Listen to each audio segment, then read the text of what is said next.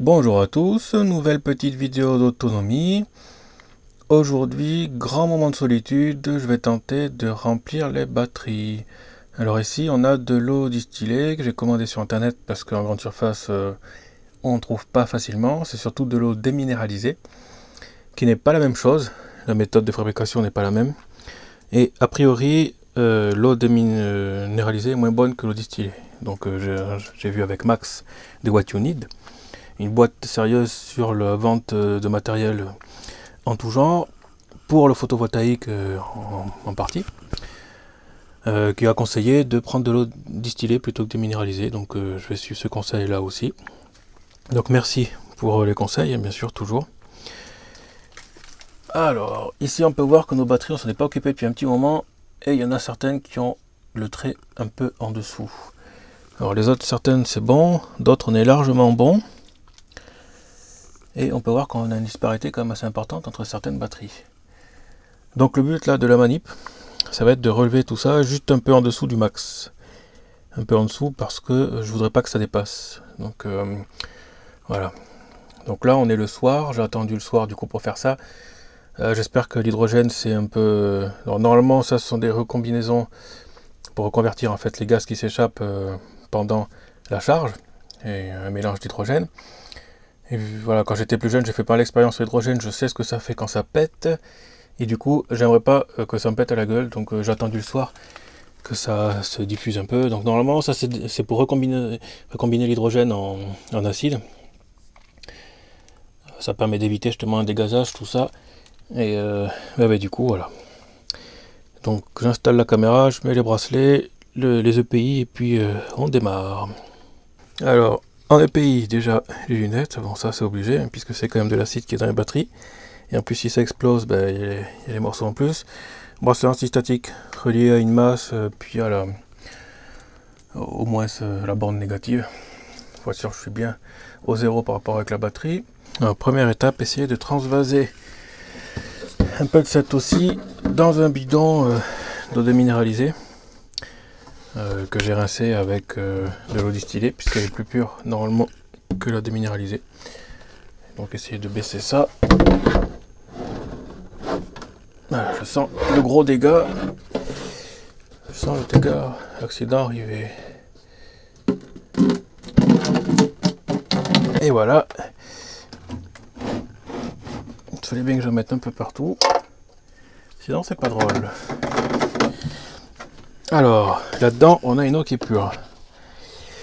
Maintenant, un coup de gant, parce qu'il va falloir ouvrir les bouchons aquagènes. Et je vais les mettre ici dans une bassine que j'ai prévue justement pour pouvoir les stocker temporairement. Alors, j'essaie de filmer ça un peu mieux. C'est pas facile comme manip là, surtout dans un coin un peu exigu là, un peu le bordel. Surtout que j'ai pas hyper confiant en plus dans ce que je fais, du coup ça aide pas. Oh.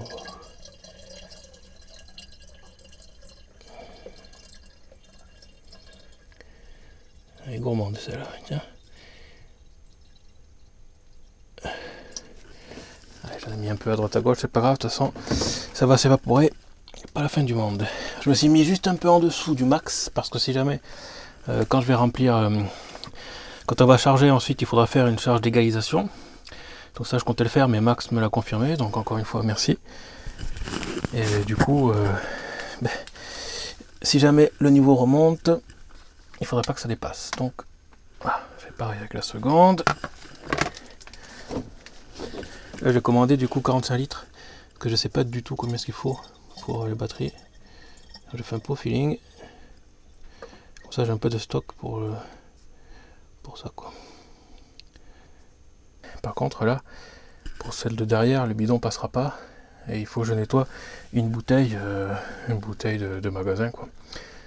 Donc je vais la rincer plusieurs fois pour que je puisse passer entre les aquagènes là et remplir les batteries derrière. Donc avec le gros j'ai rempli le moyen j'ai rincé plusieurs fois la bouteille. Maintenant du coup je vais remplir la bouteille, ce qui me permettra de pouvoir naviguer là-bas derrière Alors je reconnais que c'est pas hyper intéressant, c'est pas passionnant non plus. Mais bon, c'est une manip qu'il faut faire si vous passez en batterie plan. Pour du batterie lithium, il n'y a aucun entretien, donc ça c'est un gros avantage.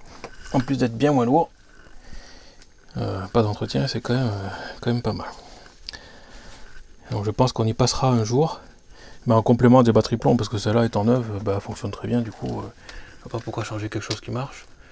En tout cas, c'est pas dans mes habitudes. Donc là, je devrais peut-être utiliser un entonnoir, parce que du coup, c'est pas génial. On pourrait le faire. Comme j'ai déjà dit, j'essaie d'être transparent le plus possible avec les viewers. Et donc voilà, ça c'est un truc pénible quand même qu'il faut faire. Bah je le fais quoi. Un peu tard, c'est vrai, mais bon. Ça peut vous donner une idée du temps qu'il faut pour faire ces manips là, si vous vous lancez dedans.